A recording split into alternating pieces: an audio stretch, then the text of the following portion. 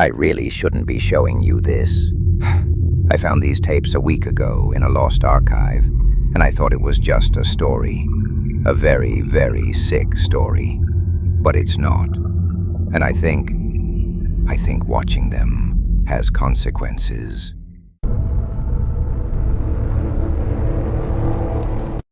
It all started with a box.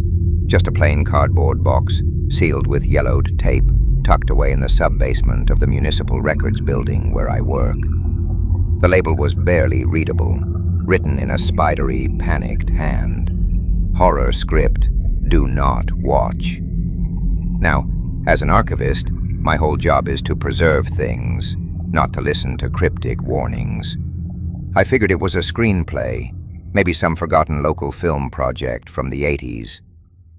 Inside, the box was filled with decaying VHS tapes, a brittle leather journal, and a thick smell of salt and something else. Something sharp and sour, like vinegar. I took it home. That was my first mistake. Back in my own small workspace, I hooked up my old VCR. The first tape was labeled with a simple Night 1. I pressed play. The screen was a mess of static. Then it slowly cleared into a grainy, flickering picture. It was footage of a small rural village, little nipa huts with thatched roofs surrounded by dense groves of banana trees. The camera was shaky, but the scene itself was peaceful. You could hear kids laughing and chickens scratching around in the dirt. My name is Elena, the village midwife. I am documenting my life and my work for my daughter, who'd moved to the city. For 20 minutes, I watched her show the camera her tools, her herbs, a small altar in her home. It was a beautiful, ordinary piece of history, a portrait of a life now lost to time and decaying magnetic tape. I started to feel a little foolish. A horror script? This was a home movie. I fast-forwarded through a chunk of it, watching the images blur. I stopped at a random spot near the end. The sun was setting, and the sky was a bruised-looking purple. Elena was filming from her window, looking out as the jungle got dark. All the daytime sounds were gone. It was just quiet, an unnerving kind of quiet. Then I heard it. It was faint, almost too high to be a whisper. Tick-tick, tick-tick. It sounded like a clicking bug, but it had a rhythm. It was deliberate. The hand holding the camera, Elena's hand, started to shake. She zoomed in on the dark tree line. The tape quality got worse, with static rolling down the screen. For a single frame, just one, I saw it. A shadow peeling itself away from the canopy. It wasn't a bird. It was too big, the shape all wrong. Then the tape just cut to black. I leaned back, my heart pounding in my chest. It was probably a bat, I told myself, just distorted by the awful film quality. It had to be. But I couldn't shake the feeling of dread that was crawling up my spine. That sound, that clicking, it just felt wrong. I put the tape aside and picked up the journal. The leather was cracked, and the pages were so brittle I was afraid they'd turn to dust. It was the same spidery handwriting from the box, but inside it was neat, almost methodical. It was Elena's journal. The first several entries matched the tape, but then the tone changed. The elders tell stories of the Aswang to scare the children. Ghouls and shapeshifters. But there is one they only whisper about. A name I had not heard until now. The Manananggal. By day, she is a normal woman, often beautiful and quiet. But at night, she finds a secluded place, rubs a special oil on her skin, and her upper torso violently tears away from her lower body. It sprouts huge, leathery, bat-like wings and goes hunting. The name itself comes from our word tangle, which means to remove or to separate. What it hunts, that is the cruelest part. It is drawn to pregnant women.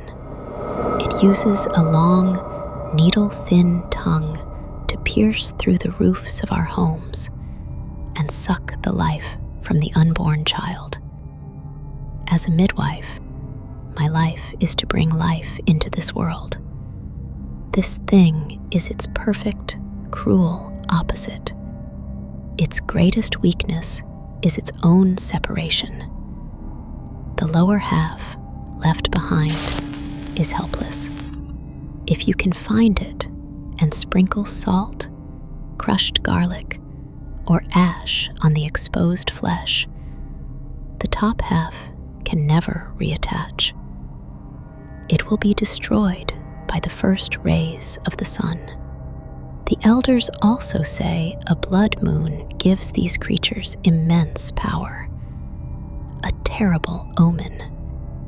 I looked at the other tapes in the box. Night 2, the first blood moon. Night 3, preparing. Night 4, the second blood moon. My simple archival project had just turned into an investigation into a living nightmare.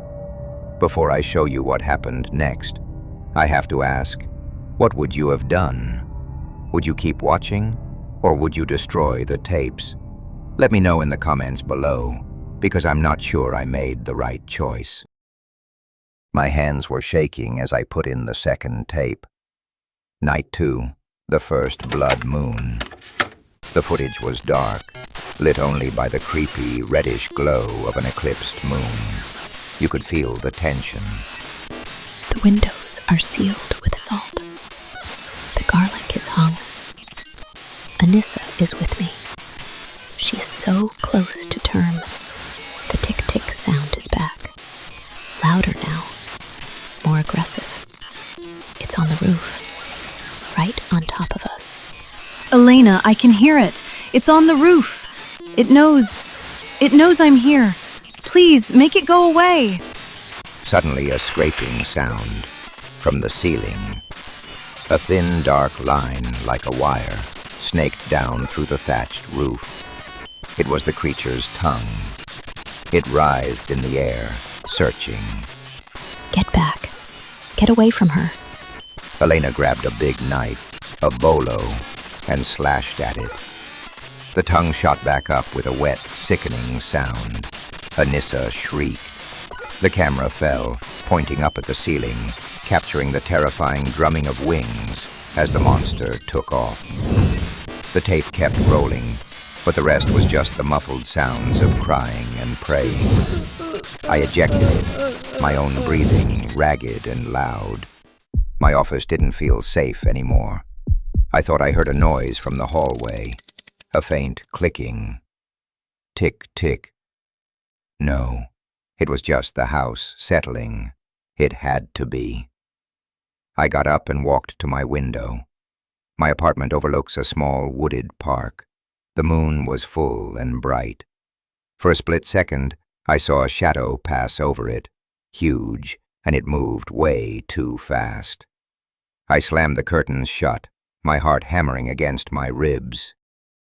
I don't know why I watched the last tape. Maybe I owed it to Elena. The label read, Night 4, the second blood moon. The footage was pure chaos. It was filmed outside, just as dawn was breaking. The sky a pale, sickly red. Anissa. Anissa. She found her, or a part of her, near a big banana grove. It was the creature's lower half. The torso was just standing there, motionless, hidden among the trees, exactly like the journal said. Elena wasn't running from it. She was running to it. She clutched a bag of salt and a container of ash. The sun was coming up.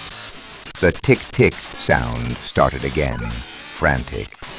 The creature was coming back. This is it. The only chance. It must not reattach. The sun is rising. She set the camera down, pointing it at the abandoned torso.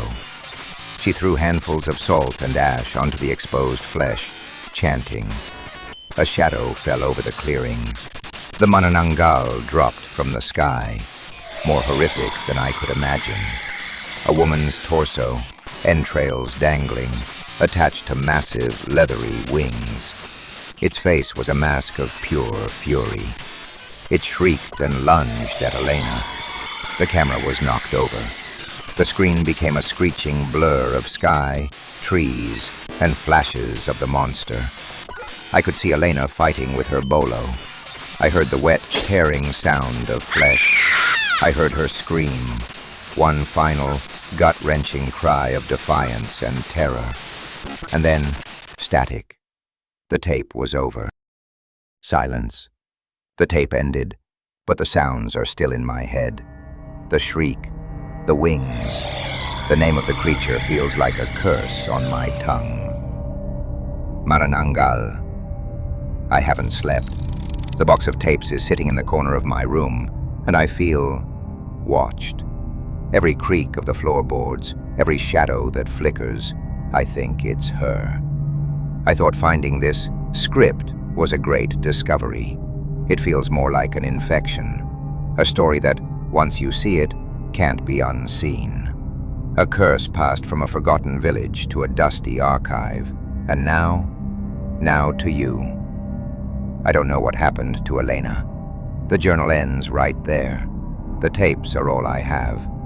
I have to wonder if she did it, if she stopped it, or if, by watching this, I've opened a door that should have stayed sealed forever. So, let me know.